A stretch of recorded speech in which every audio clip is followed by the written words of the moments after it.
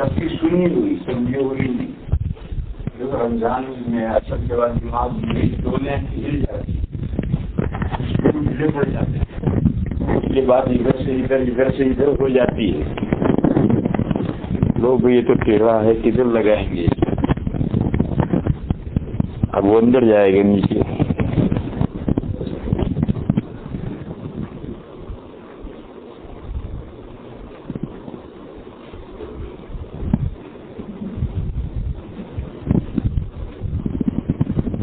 ایک حدیث ہے جو آپ حضرات نے اکثر سنی ہوگی اور کبھی اس پر ذہن میں سوال بھی پیدا ہوا ہوگا.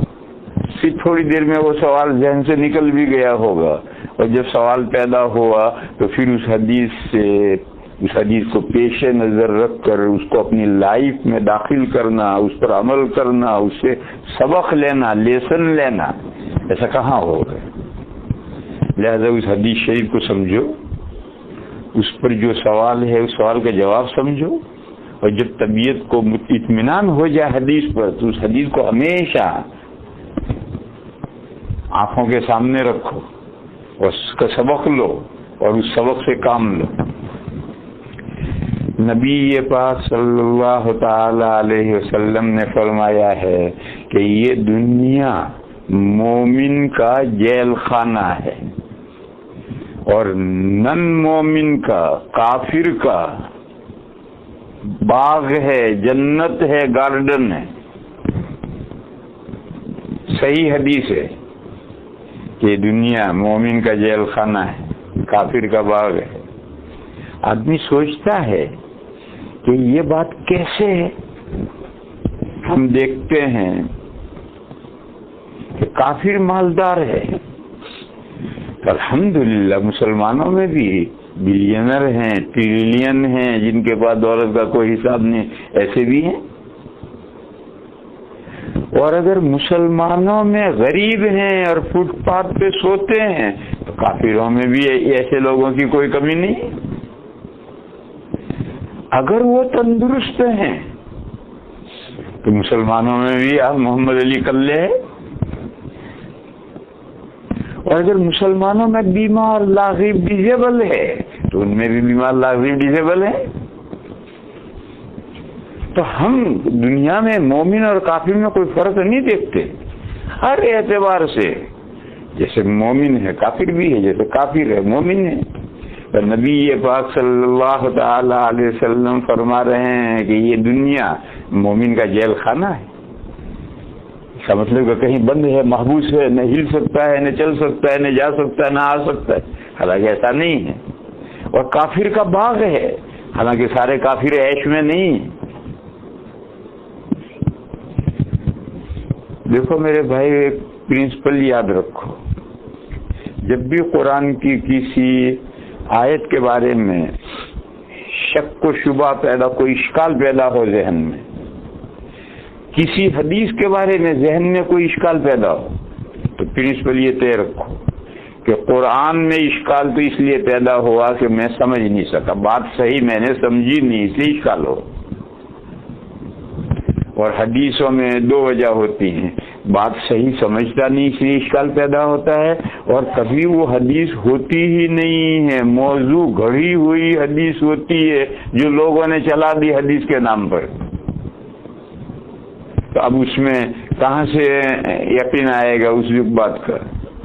جیسے ایک گدھے نے حدیث بنائی کہ جب اللہ تعالی نے اپنے آپ کو پیدا کرنے کا ارادہ کیا, جو کیسا مضمون ہے. جب اللہ نے اپنے آپ کو پیدا کرنے کا ارادہ کیا تو پہلے گھوڑا پیدا کیا, پھر گھوڑے کو خوب بگایا, پھر اس کا جو پسینہ نکلا وہ جمع کیا, اور اس سے اللہ نے اپنے آپ کو پیدا کیا. لا حول ولا قوت الا باللہ. یہ لوگوں نے گھڑ رکھی ہے. اب کوئی بھی مسلمان سنے گا تو ایک دم لاہور پڑے گا کہ کیا, تو یہ مضمون کیوں نہیں سمجھ میں آتا؟ اس لیے کہ حدیث ہی نہیں, یہ تو گھڑی ہوئی. اور اگر حدیث ہے اور پھر مضمون سمجھ میں نہیں آتا تو پھر وہاں ہمارے سمجھنے کا قصور ہے.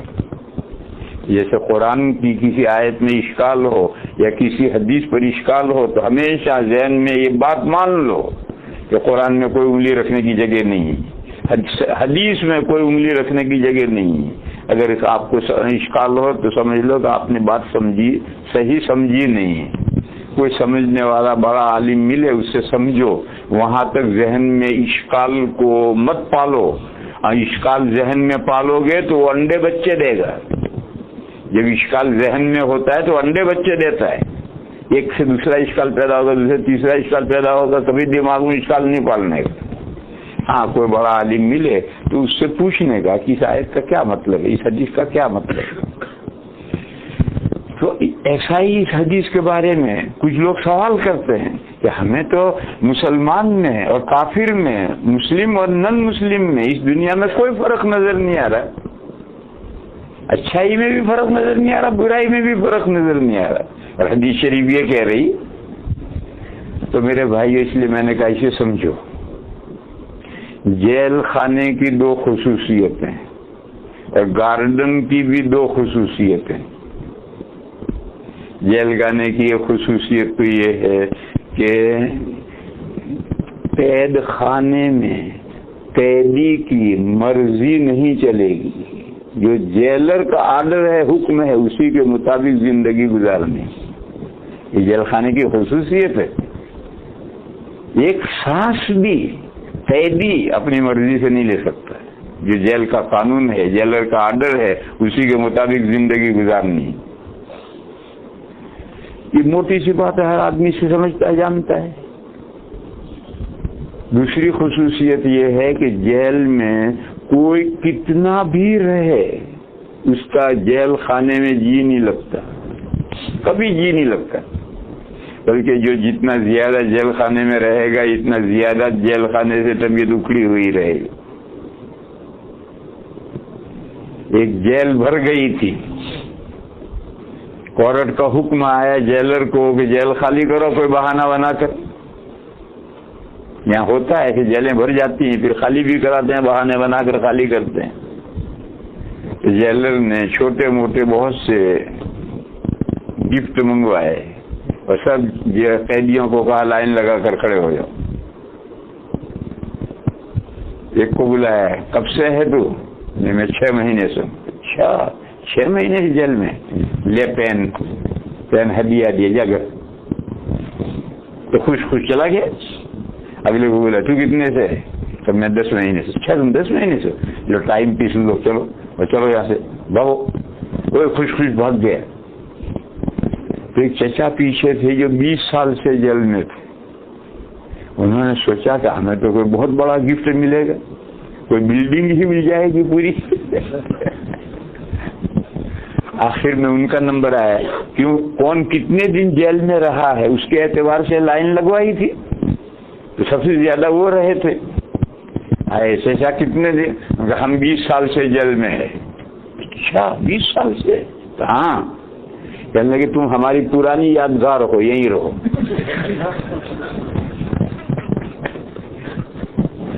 تو بیچارے دل محسوس کر رہ گئے، کہا تم پرانی یادگار ہو ہماری، کہاں جاؤ، یہیں رہو۔ تو اب اتنا 20 سال سے ہے، اگر کسی آدمی 20 سال اگر کسی جگہ پر رہ جائے تو گرین کارڈ مل جاتا ہے، بغیر مانگے گرین کارڈ مل جاتا ہے۔ اور یہ بندہ 20 سال سے ہے اور اس کی طبیعت نہیں لگ رہی جیل خانے کی۔ یہ جیل خانے کی خصوصیت ہے، کوئی کتنا بھی رہے گا جیل میں اس کی طبیعت وہاں نہیں لگے گی۔ اور جیل خانے میں قانون کے خلاف آپ کوئی کام نہیں کر سکتے۔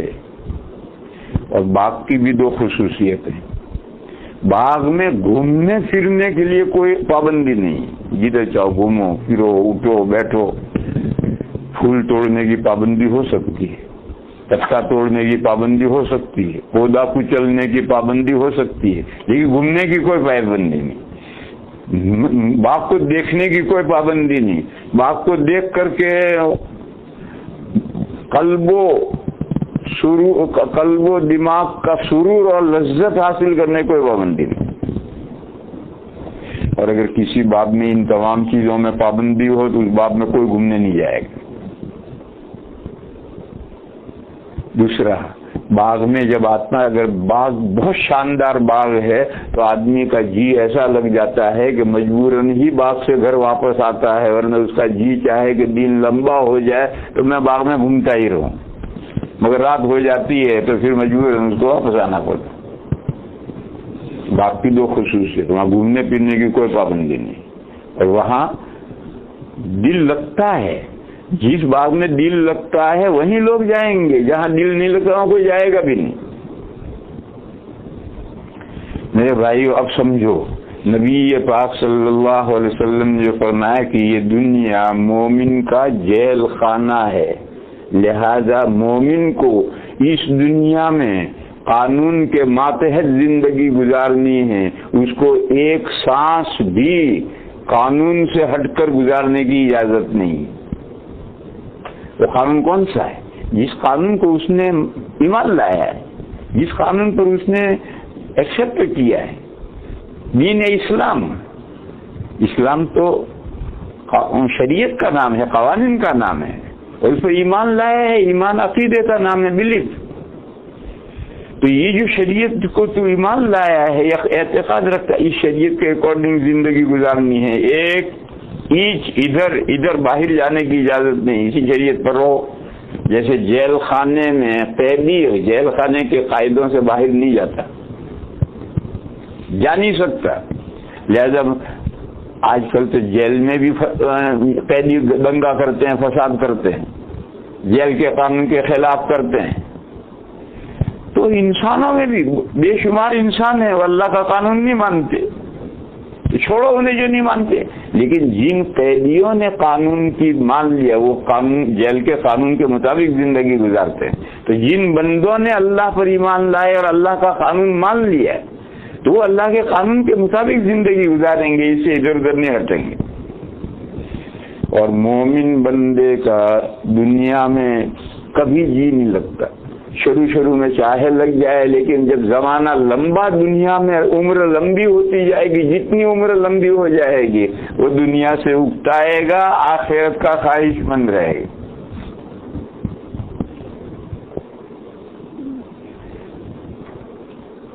نبی پاک صلی اللہ تعالی علیہ وسلم کی زبان مبارک سے جو آخری کلمہ نکلا ہے وہ کیا نکلا ہے؟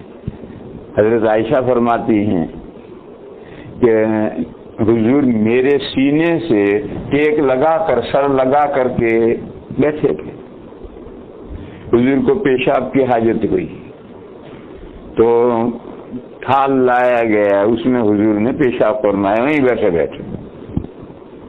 پھر اس کے بعد میں حضرت عائشہ کے بھائی عبد الرحمن ابن ابو بکر جنگل سے درخت کی لکڑی مسواک توڑ کر لائے تھے، ابھی اسے چبا کر مسواک نہیں بنائی، باقی وہ مسواک ہی بنا کر اتنی سے توڑ کر لائے تھے۔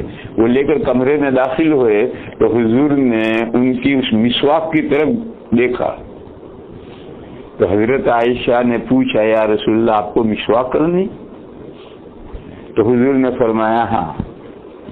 تو حضرت عائشہ نے اپنے بھائی سے کہا مجھے مسواک دے دے، اور لے کر انہوں نے اپنے منہ میں چبایا، خوب باریک ریشے کر دیے۔ پھر وہ دھوئے بغیر حضور کو دیا تو حضور نے لے کر اپنے منہ میں اسے مسواک کی، مسواک کر کے حضور نے وہ مسواک دے دی تو دھوئے بغیر حضرت عائشہ نے وہ مسواک لے کر خود مسواک کی۔ تو فرماتی ہیں کہ میرا تھوک حضور کے تھوک کے ساتھ، حضور کا تھوک میرے تھوک کے ساتھ آخر میں جمع ہوا ہے۔ جب مسواک کر کے حضور فارغ ہوئے تو حضور نے یوں دیکھا اور فرمایا اللہم الرفیق الاعلی، ختم۔ یہ آخری جملہ نکلا ہے کہ اے اللہ مجھے دنیا میں نہیں رہنا، مجھے دنیا میں نہیں رہنا، آپ کے یہاں جو مقرر فرشتے ہیں ان بندوں میں مجھے شامل کر لیجیے۔ ایسے وقتوں میں آدمی کیا تمنائیں کرتا ہے، لیکن نبی صلی اللہ علیہ وسلم کے جو جملے نکل رہے ہیں اس کا مطلب ہے کہ دل دنیا کی کوئی محبت نہیں۔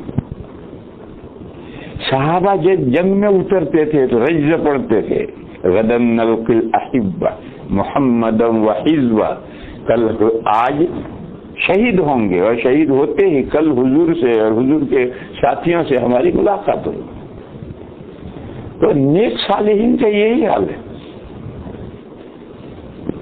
اور کافر ہمیشہ دنیا میں رہنا چاہتا ہے۔ یود احدہم لو یعمر الف سنہ، کافروں میں سے ہر کافر یہ چاہتا ہے کہ کاش اسے 1000 سال کی 1000 ایئر کی لائف مل جاتی۔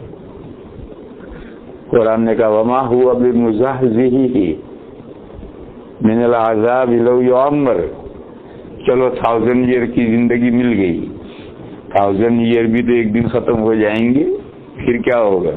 پھر جہنم سامنے ہے۔ کہ یہ جو زندگی ہے اس کے آخر میں جہنم سامنے ہے، تو اگر 1000 سال بھی تو جیا تو کیا فائدہ ہوا؟ کیونکہ کوئی کہے کہ 1000 سال تو بہت ہیں، 1000 سال بہت ہیں، فیوچر میں بہت ہیں، پاسٹ ٹائم میں کچھ بھی نہیں۔ 1000 سال بہت ہیں، فیوچر میں بہت ہیں، 1000 سال، اور پاسٹ ٹائم میں کچھ بھی نہیں۔ ٹائم کی مثال ہے 1 انچ کا ربڑ، 2 کنارے پکڑ کر کھینچو تو 1 فٹ ہو گیا، چھوڑ دو تو وہی 1 انچ ہو گیا۔ تو ٹائم کا بھی یہی حال ہے، وہ ربڑ ہے، اس کو کھینچ دیا جاتا ہے۔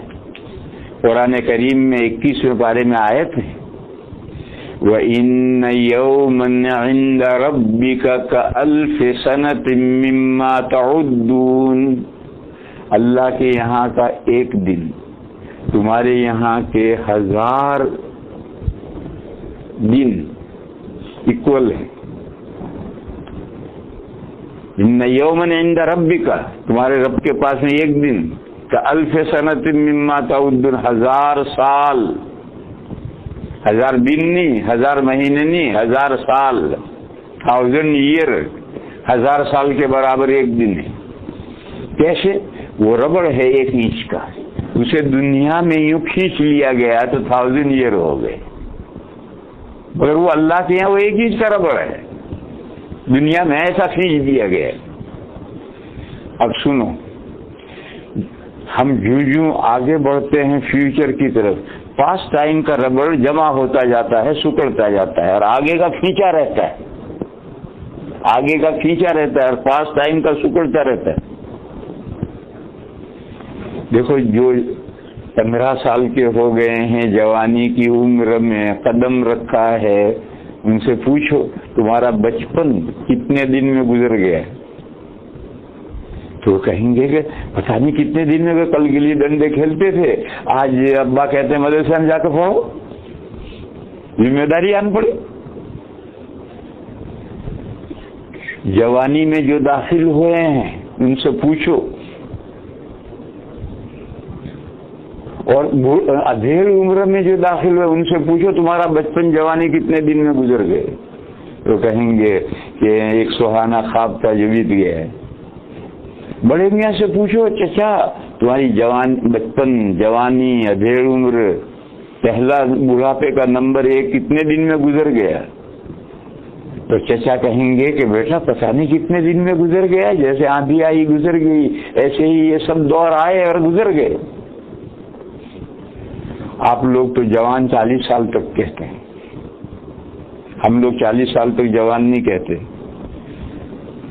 15 سال تک بچہ ہے۔ کوئی بچہ 15 سال سے پہلے بھی بالغ ہو سکتا ہے، لیکن عام طور پر 15 سال تک بچہ ہے۔ پھر دوسرے 15 سال یہ جوان ہے، یہ جوانی نوجوان ہے، نوجوان، یہ 15 سال 30 سال تک نوجوان ہے، پھر اگلے 30 سال صرف جوان ہے، نو نہیں رہا ہے،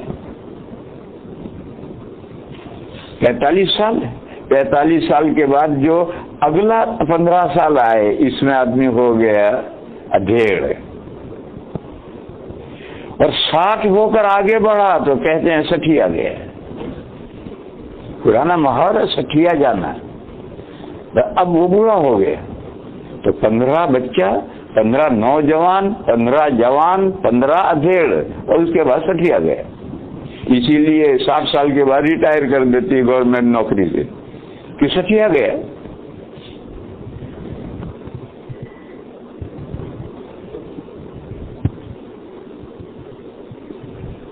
تو چچا سے پوچھو یہ سب 3-4 دور کتنے دن میں گزر گئے؟ تو وہ کہیں گے آدھی کی طرح گزر گئے. اور یہ کیوں؟ جو پاس ٹائم جو گزر گیا وہ ربڑ سے اتر جاتا ہے، چند دن معلوم ہوتے. اور ابھی آگے جو ہے وہ ربڑ کھینچا ہوا ہے، تو یہ معلوم ہوگا 20 سال زندہ رہے گا، 30 سال زندہ رہے گا، 40 سال زندہ رہے گا. تو 30-40 دکھتے ہیں، اور جب گزر گئے تو ربڑ سے مر جاتا ہے. تو یہ وقت کی یہ شان ہے.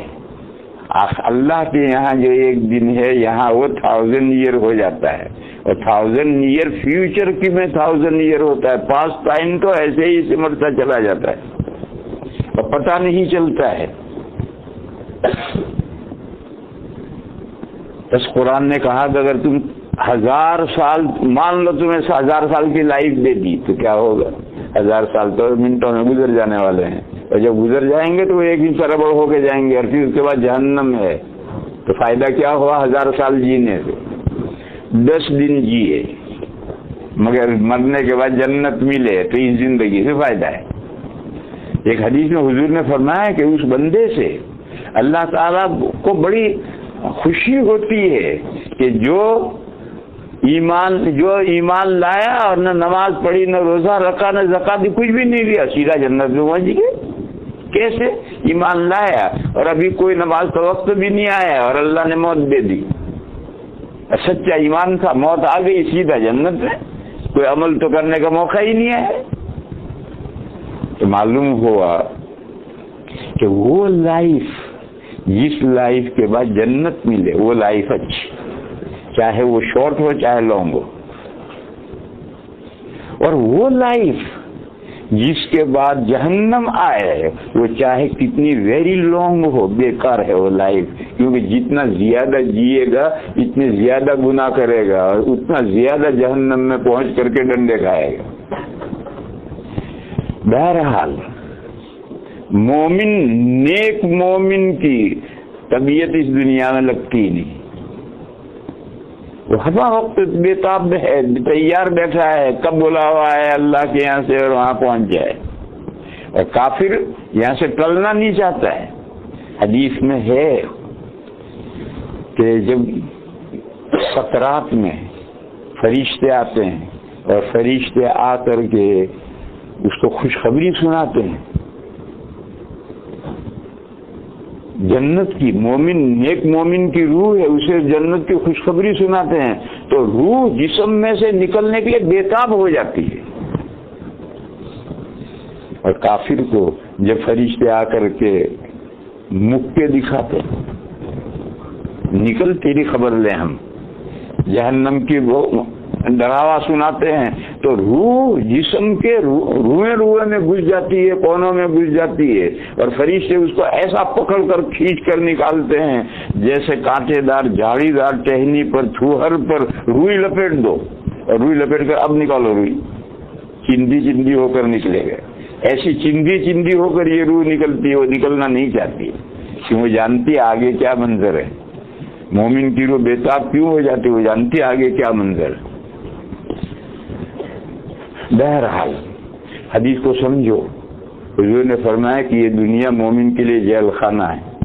اس وہ ایمان لایا ہے، اس نے اللہ کے دین اور شریعت کا اس نے التزام کیا ہے، لہذا اس شریعت کے مطابق اسے زندگی گزارنی ہے، اپنی منمانی نہیں کرنی ہے، اور اس دنیا سے دل نہیں لگانا ہے. اور دنیا سے دل کس کا نہیں لگے گا؟ جس نے اعمال صالحہ کیے ہیں، جس کو معلوم ہے کہ اگلی منزل پر میرے لیے پلاؤ تیار ہے تو اگلی منزل پر جائے گا. اور اگر سوچے گا اگلی منزل پر میرے لیے ہتھ کڑیاں تیار ہیں تو یہیں سے ٹلنا نہیں چاہے گا کہ وہاں پہنچوں گا اور ہاتھ میں ہتھ کڑیاں پہنائی جائیں گی. اور کافر نے کوئی پابندی قبول نہیں کی، اور جب پابندی قبول نہیں کی تو کسی کوئی قانون ہی نہیں ہے. قرآن میں ہے وَلَا يَغُرَّنَّكَ تَقَلُّبُ الَّذِينَ كَفَرُوا فِي الْبِلَادِ، یہ الَّذِينَ كَفَرُوا، کبھی یہ ملک کبھی وہ ملک، یہ دولت وہ عیش وہ مزہ وہ تفریح.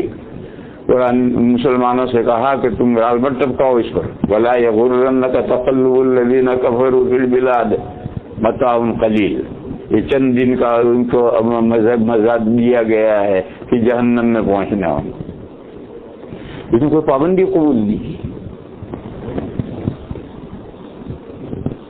یہاں میرے بھائی ایک مسئلہ سمجھو، ایک مثال دو، جواب دو اسے۔ ایک آدمی ہے 15 سال میں بالغ ہو گئے، بالغ ہونے کے بعد میں اس نے کوئی نماز نہیں پڑھی۔ 30 سال کی عمر میں اللہ نے اس کو نیک بنایا۔ نیک خود بخود نہیں بن جاتا، نیکوں کی صحبت میں آنا پڑتا ہے تب آدمی نیک بنتا ہے۔ تبلیغ جماعت میں چلا گیا، 40 دن گزار کر آیا، مسجدوں کے ماحول میں رہا، دین کی باتیں سنی، طبیعت پر اثر ہوا، نیک بنا۔ یا کوئی مقامی نیک عالم تھا، بزرگ تھا، نیک آدمی تھا، اس کے پاس اٹھنا بیٹھنا شروع کیا اور اس کے اثرات ہوئے اور اس میں نیک بن گیا، اور اب نمازیں پابندی سے پڑھنے لگا کہ 15 سال کی جو نمازیں پڑھی گئی ہیں ان کی قضا کرنی، اسی کو قضا عمری کہتے ہیں۔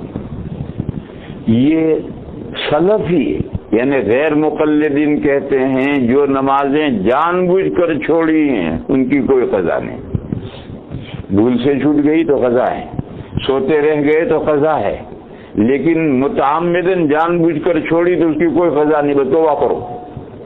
یہ سلفی ظاہری کہتے ہیں، یہ ان کی رائے صحیح نہیں ہے، غلط ہے ان کی رائے۔ اور وہ جس حدیث سے کہتے ہیں وہ حدیث سمجھنی پڑے گی، وہ کسی اور موقع پر سمجھاؤں گا، ابھی ادھر سمجھانے جاؤں گا تو ساری بات ادھر ڈل جائے گی۔ لہذا ابھی تو وہ مسئلہ جو 4 ائمہ کے یہاں مسئلہ ہے وہ مسئلہ میں بتا رہا ہوں کہ جو 15 سال کی نمازیں نہیں پڑھی ہیں، جب ہوش آئے تو اب وقتی نمازیں بھی پڑھنی ہیں اور قضا عمری بھی پڑھنی ہے، 15 سال کی نمازیں پڑھنی۔ ایک دوسرا بندہ ہے نن مسلم ہے، ہندو ہے، عیسائی ہے، جوئش ہے، بدھسٹ ہے، 30 سال کی عمر میں اس نے کلمہ پڑھا، اس سے پہلے وہ اپنے مذہب پر تھا، اب اللہ تعالیٰ نے اس کے لیے اسباب بنایا اور اس کلمہ پڑھا، اب مسلمان ہوتے ہی اسے نمازیں اسٹارٹ کرنی، اور یہ جو بالغ ہونے کے بعد 15 سال گزر گئے ہیں ان کی کوئی قضا نہیں۔ یہ مسئلہ اتفاقی سو فرق مطلب ہوا ہے، اس کو 15 سال کی نمازیں قضا کرنی اور اس بندے کو نہیں قضا کرنی، اسلام لانے کے بعد نماز شروع کرنی۔ کیوں؟ فرق یہ ہے کہ وہ مسلمان ہے، اس نے قانون کی پابندی قبول کر رکھی ہے، اور یہ مسلمانی ہوا ہے 30 سال میں، 30 سال سے پہلے اس پر کوئی قانونی پابندی تھی نہیں۔ تو مجھے تو اتنا ہی سمجھانا ہے کہ نن مسلم کے لیے کوئی قانون دنیا میں ہے ہی نہیں، اس نے کوئی پابندی قبول نہیں کی۔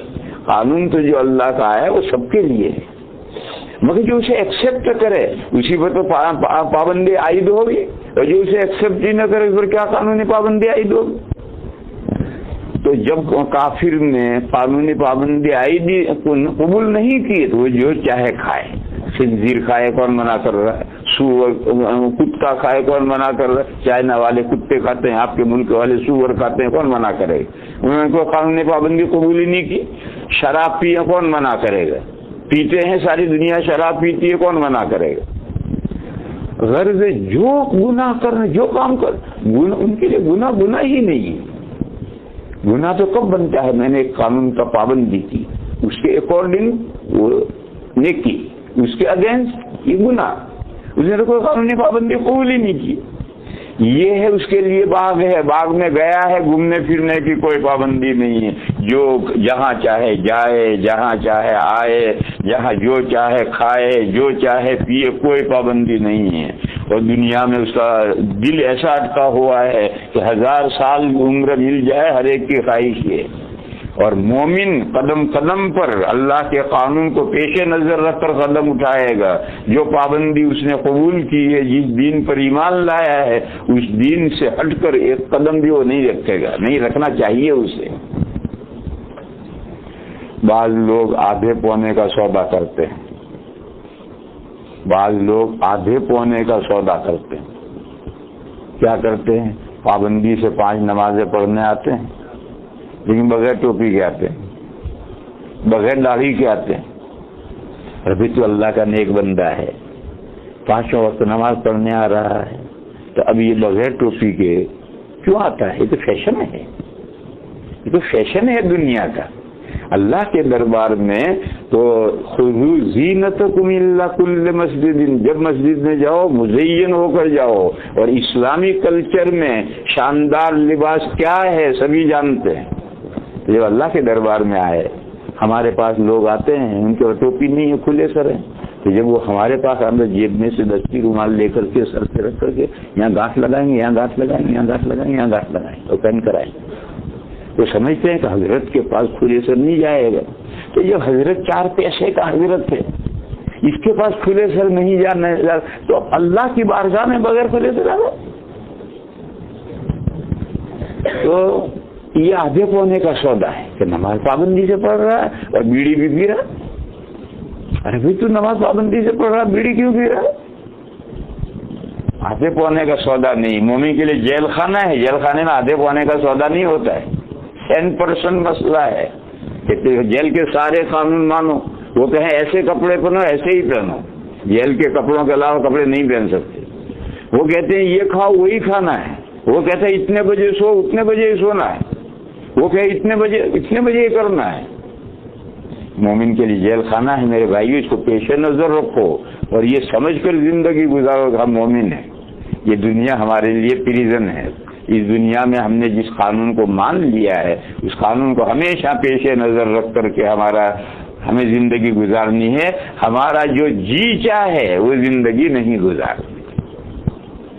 اور ایسی زندگی جب گزارے گا تو مومن کا دنیا میں کبھی دل نہیں لگے گا. یہ تو کافر کا ہے کہ اس کے عیش کر رہا ہے، مزے کر رہا ہے، جو چاہتا کھا رہا ہے، پی رہا ہے، اس کے لیے گردن ہے، گھومے پھرے ساری دنیا میں گھومے، دنیا میں جی لگائے، اس کی مرضی. تو پہلا سبق تو میرے بھائیوں اس حدیث میں سے یہ لینا ہے کہ ہم اللہ کے فضل سے مومن ہیں. اللہ پر، اللہ کے رسول پر ہم ایمان لے آئے ہیں. بس ہمیں اس دنیا کو اپنے لیے پریزن سمجھنا چاہیے اور جس قانون کو ہم نے ایکسیپٹ کیا ہے اس قانون کے مطابق ہماری زندگی ہونی چاہیے، اس کے خلاف نہیں ہونی چاہیے. اب سنو، پریس میں جو چھپائی ہوتی ہے یہ پلیٹ ہوتی ہے، یوں جا کے چھپتی ہے،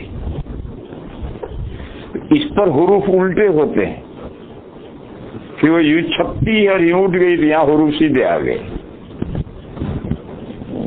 اسی طریقے سے میرے بھائیوں یہ جو حدیث ہے یہ موت کے بعد آخرت میں جا کر چھپے گی تو وہاں الٹا ہو جائے گا. وہ الٹا نہیں، وہی سیدھا ہے. آخرت، مرنے کے بعد آخرت مومن کے لیے جیل خانہ نہیں ہے، وہ جنت ہے. لفظ جنت کے معنی گارڈن، باغ ہے. اور ہر مومن کو ایک جنت نہیں ملے گی، جنات جمع، بہت سارے باغات ملیں گے. اور کافر کو جو چیز ملے گی وہ ہے وجعلنا جہنم حصیرا، وہ جہنم ان کے لیے قید خانہ ہے.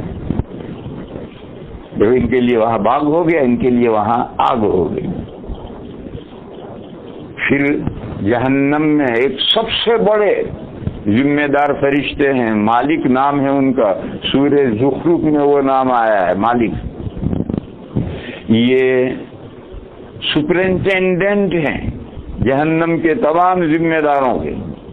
پھر ان کے نیچے 19 ڈپارٹمنٹ ہیں، ہر ڈپارٹمنٹ کا ایک ذمہ دار ہے. پھر اس کے ماتحت ہر ڈپارٹمنٹ میں کتنے فرشتے ہیں جہنم کا نظم و انتظام کرنے والے کوئی نہیں جانتا اللہ کے علاوہ. قرآن میں ہے یا مالک لیقضی علینا ربک، سورہ زخرف میں ہے.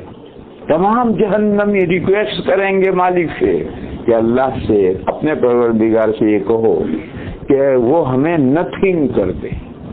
لیقضی علینا ربک، نہ رہے بانس نہ بجے بانسری، ہمارا وجود ہی نہ رہے،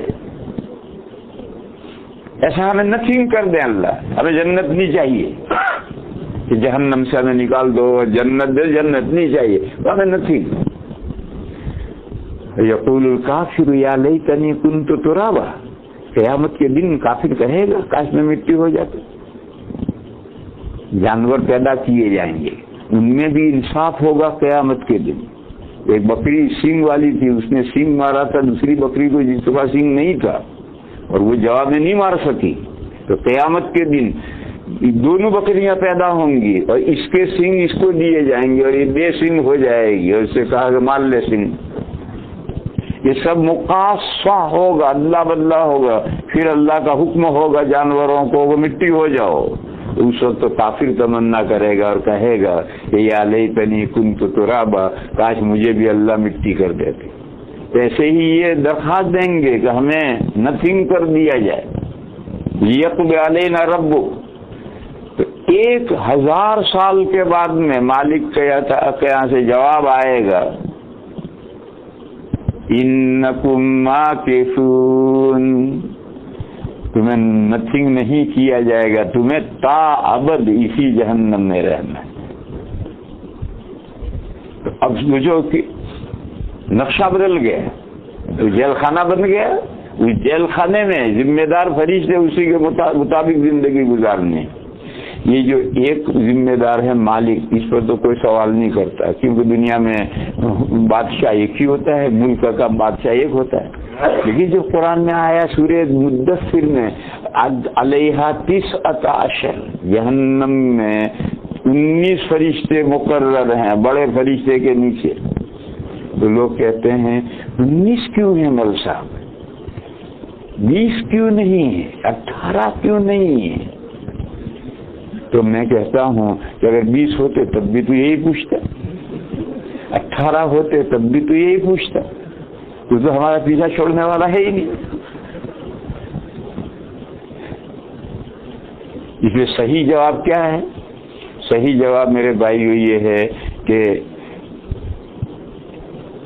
دس ورلڈ، دنیا کے بارے میں اگر آپ کوئی سوال کریں تو ہم قیاس چلا کر کے ایک چیز کو دوسری چیز پر قیاس کر کے جواب دے سکتے ہیں۔ کوئی کہتا ہے چاول کے بدل بیچے، کم و بیش، ہم کہیں گے حدیث میں جو گیہوں کے بارے میں یہ ہے، یا چاول کے بدلے میں کم و بیش بیچنا سود ہے، وہ اس حدیث پر قیاس کر کے ہم نے کہہ دیا،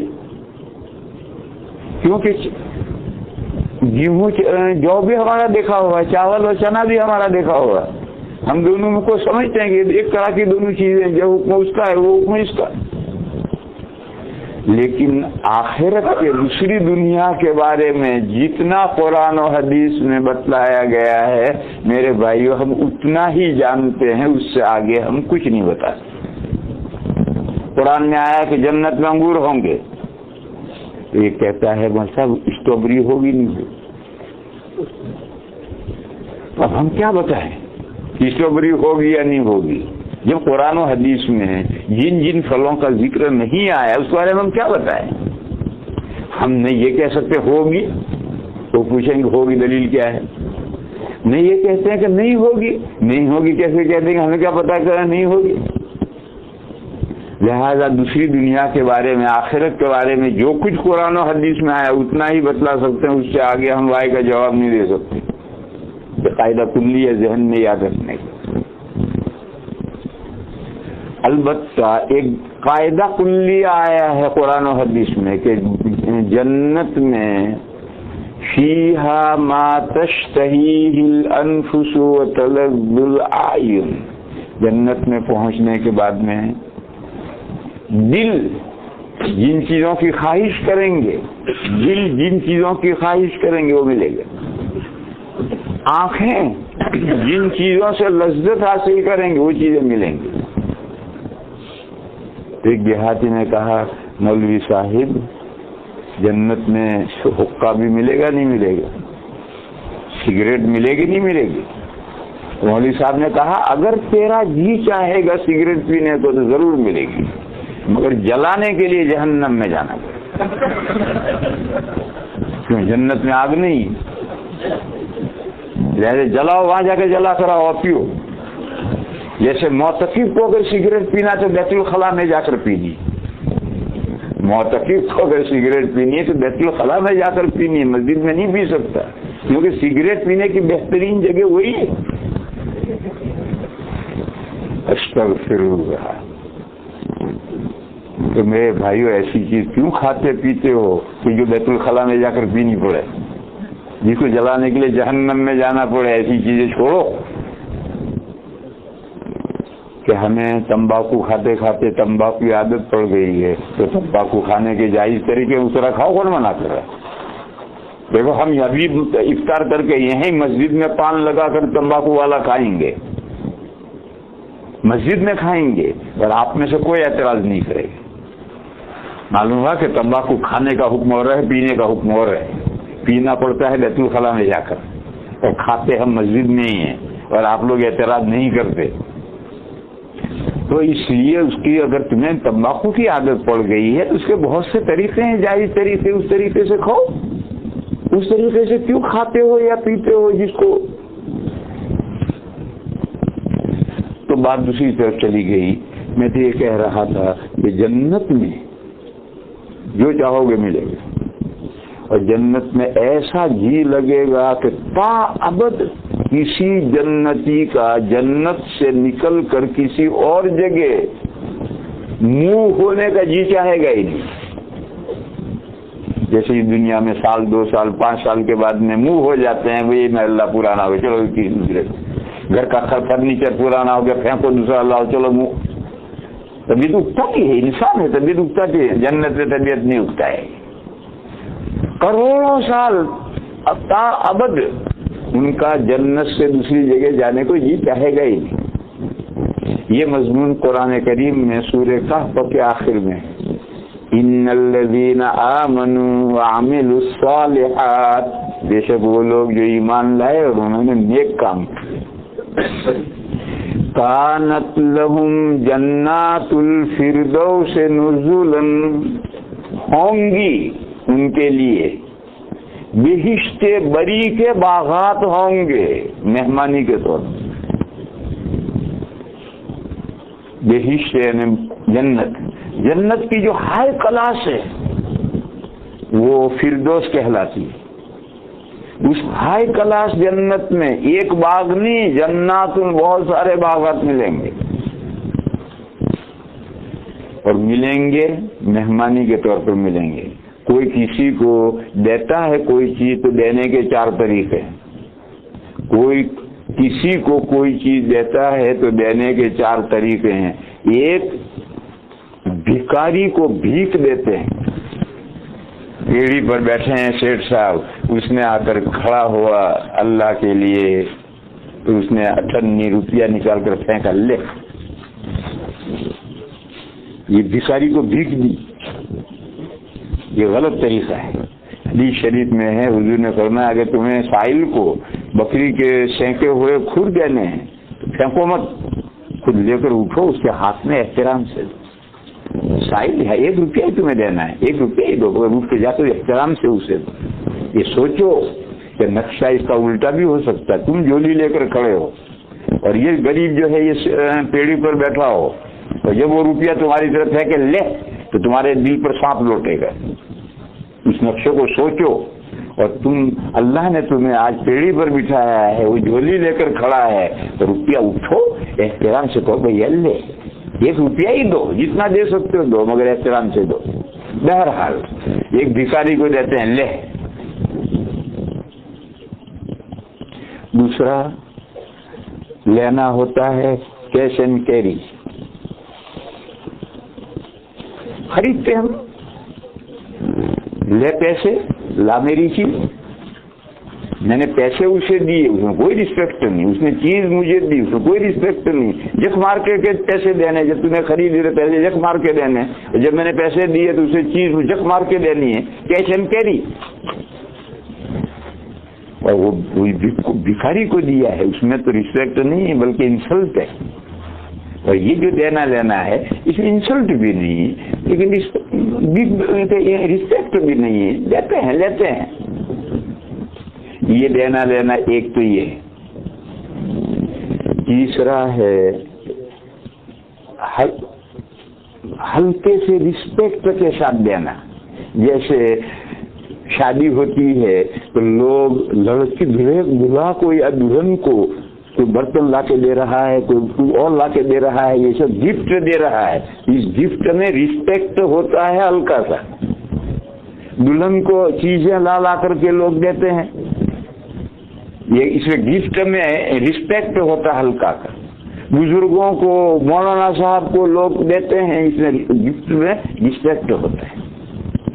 اور ایک چوتھا دینا ہے، بڑا آدمی ہمارے گھر مہمان آیا، اس کے لیے جو ہم میزبانی تیار کرتے ہیں تو اس میں رسپیکٹ سے کوٹ کوٹ کر بھرا ہوا ہوتا ہے.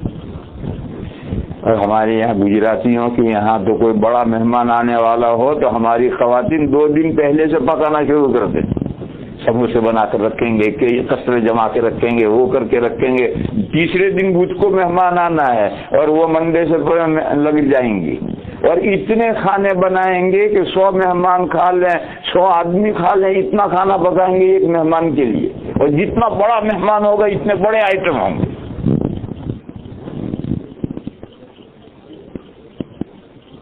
یہ جانتے ہیں 2 روٹی ذرا سا سالن کھائے گا، پھر یہ سب کیا ہے؟ یہ سب رسپیکٹ ہے. تعظیم، بڑا آدمی، یہ سمجھ میں نہیں آیا آپ کے. دیوبند کا ایک قصہ سنو.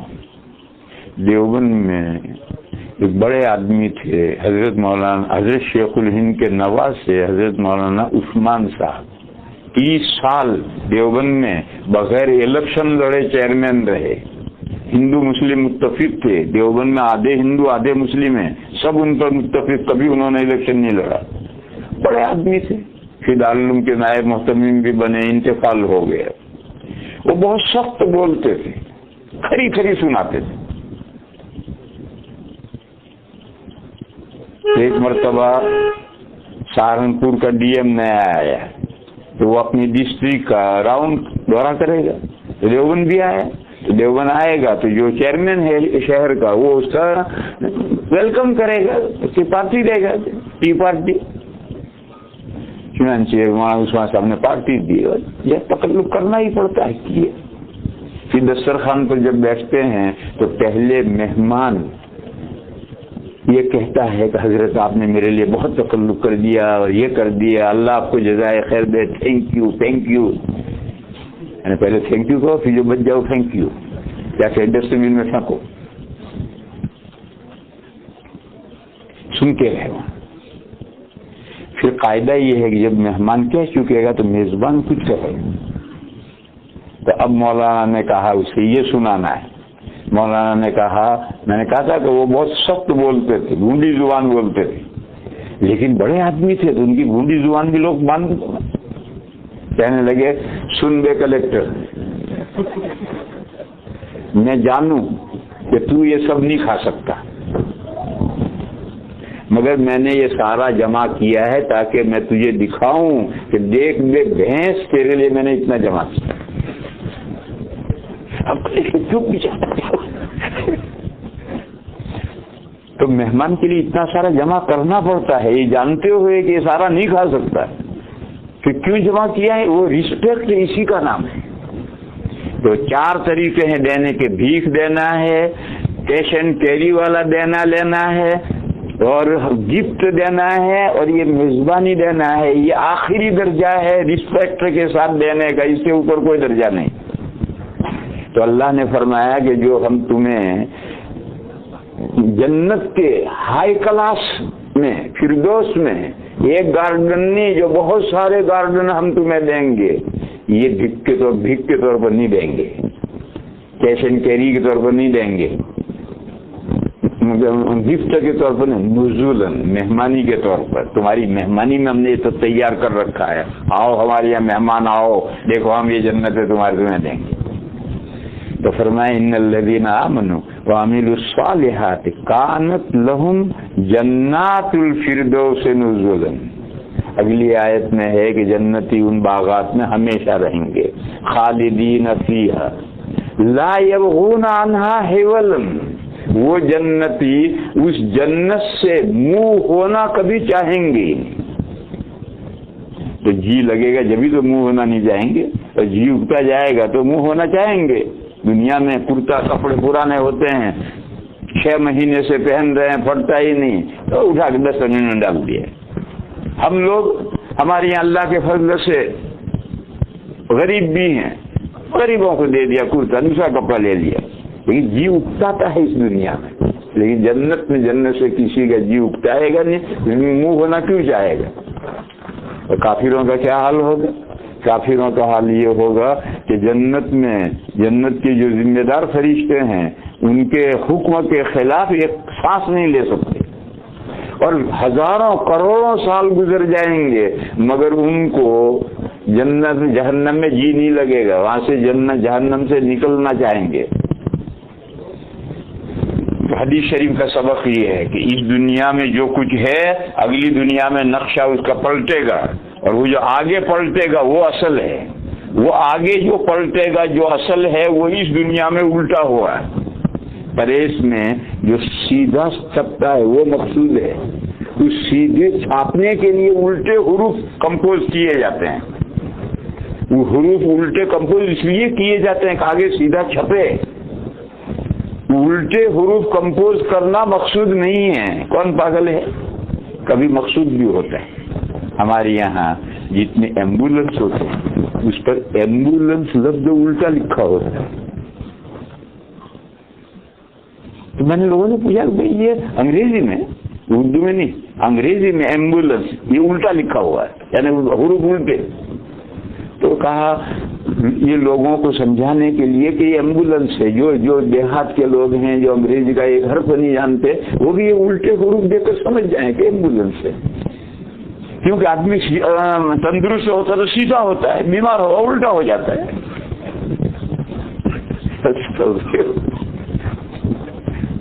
تو اب جیسا بیمار الٹا ہو جاتا ہے, سیدھے سے الٹا ہو جاتا ہے, تو حروف بھی ایمبولینس سے الٹے کر دیے تاکہ لوگ سمجھ جائیں کہ یہ مریضوں کے لیے گاڑی ہے. تو یہ تو ایک جاہلوں کی ضرورت ہے. باقی دنیا میں جو سیدھا چھپتا ہے اس کو سیدھا چھاپنے کے لیے الٹے حروف کمپوز کیے جاتے ہیں. میرے بھائیو, اسی طرح سے جو آخرت کی زندگی آ رہی وہ اصل زندگی ہے.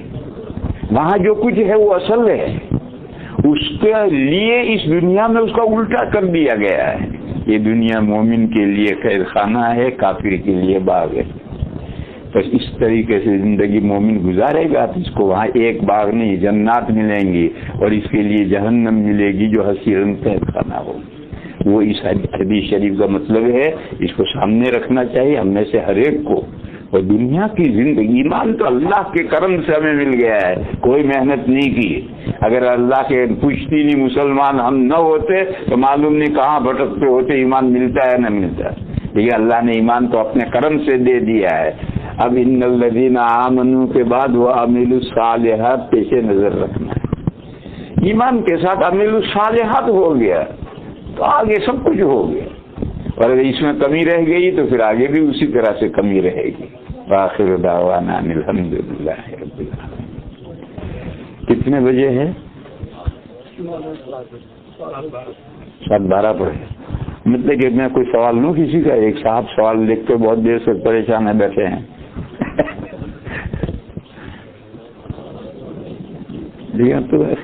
اب تو وقت نہیں رہا, اپنے خیال سے چھوڑ دیں. ایک صاحب سوال لے کر بیٹھے تھے. یہاں ایک بات اور بھی, ہر ایک ہے ایک چھوٹا سا سوال. تو میں اسے پوچھا تجھے کیا پتا کہ چھوٹا سا ہے؟ تو میں جانوں گا کہ چھوٹا ہے بڑا ہے. تو وہ پہلے سے کہتے چھوٹا سا سوال ہے. ہاں بھی تو چھوٹا سا سوال ہو تو لاؤ, کوئی چھوٹا سا سوال ہو تو لاؤ 2-4 منٹ کا. نہیں,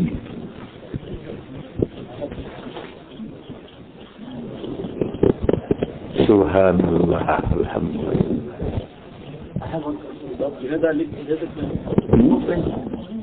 مولانا پاتے آپ سے سوال نہیں؟ ہلو لکھا ہو لو. آئی وانٹ ٹو آسک کرنی ریٹرن لاؤ. ادھر کوئی لے کر بار بار مجھے دکھا رہا تھا, وہ کون تھا؟ ادھر ایک پیچھے بندہ تھا, بار بار مجھے سوال دکھا رہا تھا. پوچھوا چلا گیا لا بھی تیرا سوال ہے خالی. تو پھر مجھے کیوں دکھا رہا تھا خالی کاغذ؟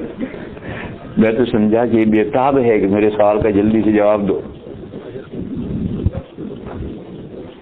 یہ مولانا صاحب پوچھ لیں گے جو کہتا مجھے بتا دو، اس کو چھوڑو، ان کو بتا دو کیا پوچھ رہا ہے.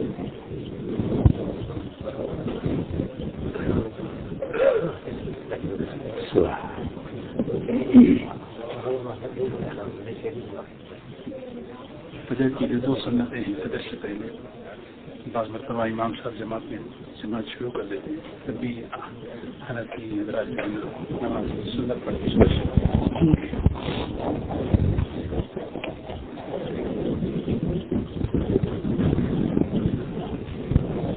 سوال یہ ہے کہ فجر کی جماعت شروع ہو گئی اور ایک بندہ آیا، اس نے فجر کی سنتیں ابھی نہیں پڑھی،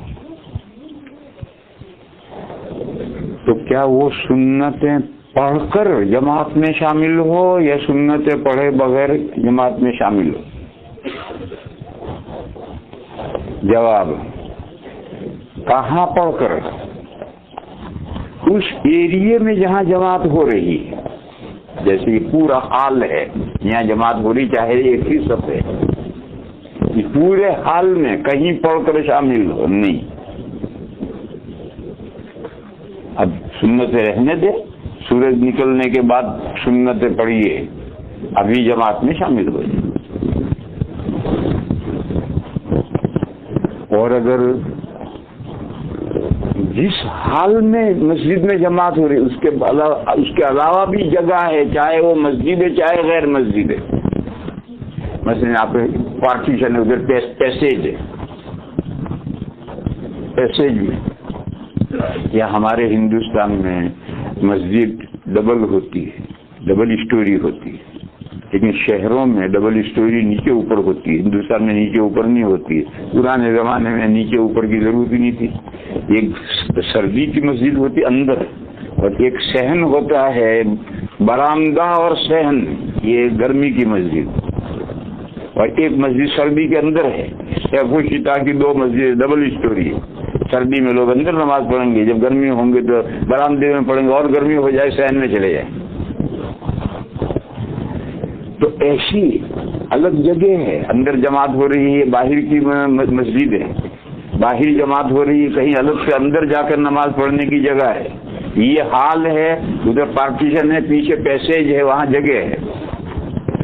تو پھر امام ابو حنیفہ علیہ الرحمہ اور امام مالک علیہ الرحمہ یہ کہتے ہیں کہ اسے وہاں سنتیں پڑھ کر پھر آ کر جماعت میں شامل ہونا چاہیے. اور حضرت امام شافعی اور حضرت امام احمد یہ فرماتے ہیں کہ اب جب جماعت کی تکبیر شروع ہو گئی ہے تو اب سنتوں میں مشغول نہیں ہونا چاہیے، وہ نفلیں ہیں. لہذا جیسے اندر مسجد کے اندر حال میں بالاجماع سنتیں نہیں پڑھی جائیں گی، اسی طرح سے پیسیج میں، دوسری مسجد میں، یا مسجد سے لگا ہوا اپنا گھر ہے، وہ اپنے گھر میں ہے، نہیں. تکبیر ہو گئی، جاؤ چلو نماز میں شامل ہو جاؤ. یہ رائے ہے حضرت امام شافعی اور حضرت امام احمد رحمہم اللہ. اور ان کی دلیل ہے اذا اقیمت الصلاۃ فلا صلاۃ الا المکتوبہ، جب نماز کھڑی کر دی جائے تو اب کوئی نماز نہیں ہے فرض نماز کے علاوہ.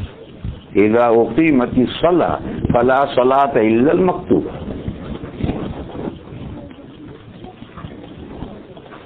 چنانچہ وہ کہتے ہیں کہ جس حال میں فجر کی جماعت ہو رہی اس حال میں بھی سنتیں نہیں پڑھ سکتے، اس سے باہر پیسیج میں بھی نہیں پڑھ سکتے، باہر مسجد سیف و شتا میں بھی نہیں پڑھ سکتے، مسجد سے متصل اس کا لگا ہوا گھر ہے اس میں بھی نہیں پڑھ سکتے، مسجد سے متصل کلاس، اسکول کی کلاس ہے، مدرسے کی کلاس روم ہے، ان میں بھی نہیں پڑھ سکتے. ان کا حدیث ہے جب اذا اقیمت الصلاۃ فلا صلاۃ الا المکتوبہ، جب نماز کھڑی کر دی گئی اب کوئی نماز نہیں. دوسرے 2 امام ابو حنیفہ اور امام مالک رحمہم اللہ کہتے ہیں کہ جہاں جماعت ہو رہی جس حال میں وہاں نہیں پڑھیں گے، وہاں پڑھنا مکروہ ہے. لیکن اس سے باہر پیسیج ہو، ساتھ میں گھر ہو، اسکول اور मदरसे के क्लासों के जगह हों, तो यहाँ अगर उसे ये उम्मीद हो कि मुझे सुन्नतें पढ़कर मैं जमात में शामिल होऊंगा तो मुझे एक रकात मिल जाएगी, तो उसे चाहिए कि वो सुन्नतें पढ़कर फिर आकर शामिल हो। और अगर उसे ये ख्याल है कि मैं सुन्नतें पढ़ने में लगूंगा तो मुझे सिर्फ कायदा मिलेगा या कुछ भी नहीं मिलेगा, जमात निकल फिर नमाज सुन्नतें न पढ़े, नमाज में शामिल हो जाए, और एक रकात मिलने की उम्मीद है तो पढ़कर आकर शामिल हो। अब वो जो हदीस है इसका दायरा कितना है, इसमें इख्तिलाफ हो गया है। दायरा सर्कल समझते हो, दायरा कितना है? बड़े दो इमाम कहते हैं जहां इज़ा उक़ीमति सलाह, नमाज खड़ी की गई, जहां नमाज खड़ी की गई है वहां सुन्नतें पढ़ना जायज नहीं। हनफिया के भी जायज नहीं कि हमारे इस हाल में तो लोग पीछे पढ़ते वो गलत करते। हमारे यहाँ ये मौलाना साहब है, दारुल में भी तलबा वहीं मस्जिद में जमात है, वहीं बेवकूफ़ पढ़ते हैं, वो गलत करते हैं। तो कि अगर बाज़ अहनाफ गलत अमल करें तो उससे कोई इश्काल नहीं होना चाहिए, वो उनका रॉन्ग सिस्टम तो हो सकता, मुझे नहीं मालूम आपके इस हाल में हो सकता है बाज़ वहाँ पीछे सुन्नतें पढ़ते हों, ये गलत। जिस मस्जिद में चाहे वो कितनी बड़ी मस्जिद हो, जिस हाल में चाहे वो कितना ही बड़ा हाल हो, वहाँ सुन्नतें पढ़ने की चारों इमामों की गुंजाइश नहीं। इससे फिक़ह में इन द बाबिल मस्जिद, गेट पर पढ़ो, बाहर गेट से बाहर पढ़ो। जैसे हमारी यूरोप अमेरिका में मस्जिदें होती हैं ऐसी अरब में भी होती हैं। हिंदुस्तान जैसी नहीं है कि दुनिया भर की अला बला है, पेशाब खाना भी है, गुसल खाना भी है, और आपके यहाँ तो बावर्ची खाना भी है, और वुजू खाना भी है, और नालियाँ भी है, बैतुल खला है। अरब में कुछ नहीं होता है। अपने घर से वुजू करके आओ, मस्जिद में कदम रखो, मस्जिद आ गई, बाहर निकलो सड़क आ गई। तो ये दरवाजे इंदा बाबिल मस्जिद यानी दरवाजे से बाहर पढ़ो। फिक़ह में, हमारी फिक़ह में ये मसला लिखा है, मगर बहुत अहनाफ इसमें कोताही करते हैं। और मैं आप हजरात को क्या कहूँ, दारुल देवबंद में तलबा कोताही करते हैं। जिस मस्जिद में फजर की जमात हो रही 8-10 सफ़ों के बाद में तलबा सुन्नतें पढ़, मैंने सर लड़ता हूँ, तुम्हें पढ़नी सुन्नतें मौदरे में पढ़ कर आओ। ये मस्जिद हौज तक, दारुल इफ्ता तक, ये सारी मस्जिद है, यहाँ सुन्नतें पढ़ना जमात शुरू होने के बाद मकरूह तहरीमी है। बहरहाल इमाम, बड़े दो इमाम कहते हैं कि ये जो हदीस है इसका दायरा है मकान के एतबार से, वो हाल जहाँ जमात हो रही है। यहाँ हुजूर ने फरमाया इज़ा उक़ीमति सलाह फला सलात इल्लल मक्तूबा। एक आदमी मस्जिद में जमा शुरू हो गई, वो घर में सुन्नतें पढ़ रहा है, तो नमाज तो शुरू हो गई, घर में सुन्नतें पढ़ना भी नाजायज होना चाहिए। लेकिन नहीं, दूसरे इमाम कहते नहीं, घर में पढ़ सकते हो, घर में कौन देखने जाएगा। मालूम हुआ घर दायरे में इस हदीस के तहत में नहीं है, मालूम हुआ पैसे से बाहर इस हदीस के तहत में नहीं है, मालूम हुआ जो क्लास है, क्लास रूम है, वो इस हदीस के तहत में नहीं है। हदीस में जो ममानियत है वो एक हाल में जमात भी हो रही है और कुछ बंदे अपनी कुछ और नमाज पढ़ रहे हैं। ये क्या तमाशा है। दूसरी बात, इस हदीस का दायरा सिर्फ नवाफिल है।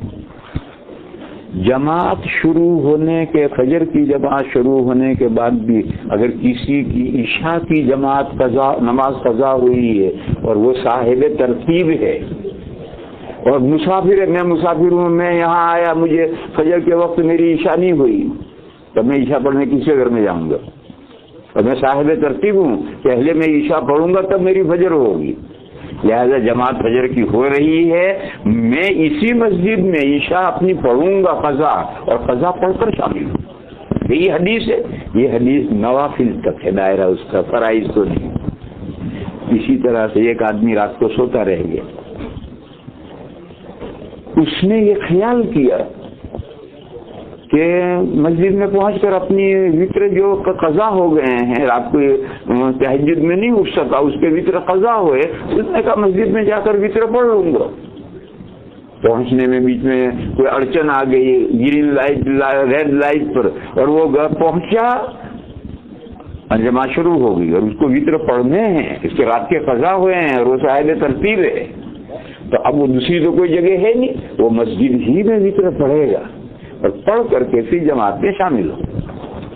کیونکہ یہ حدیث، اس حدیث کا دائرہ نوافل ہے، اس حدیث کا دائرہ فرائض اور واجبات نہیں ہے، اور یہ مسئلہ چاروں اماموں کا اتفاقی، اس میں کوئی اختلاف نہیں.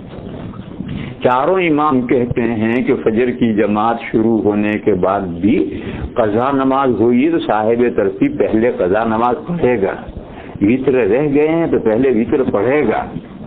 پھر یہ حدیث شریف دو امام کہتے ہیں کہ ہر نفل،